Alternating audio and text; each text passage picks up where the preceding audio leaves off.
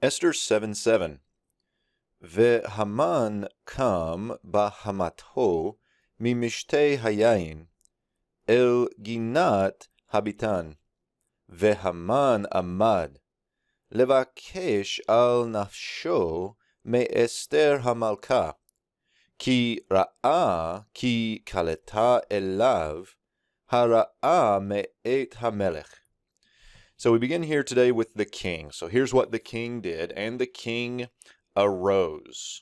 Now, the verb here is from the root cum, and as a hollow verb, this form could be the call perfect third masculine singular, or it could be the participle. Now, since the participle has a durative notion, kind of a progressive, the king was standing or was arising, I think this is better understood as a perfect third masculine singular. So the king arose in his third masculine singular suffix, in his anger or heat, in his anger, from the drinking of the wine. Here, drinking is just serving as a thing, so it's a noun.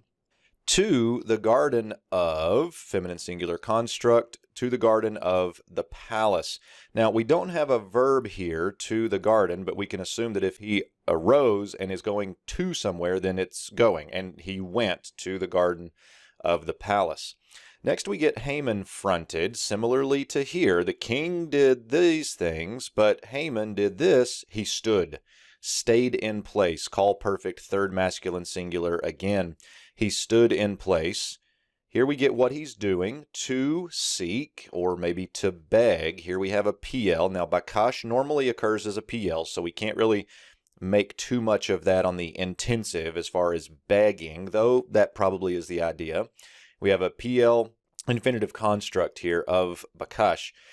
To seek concerning his life or his soul, to seek his life from Esther the queen. So he's getting ready to beg Esther. He stuck around.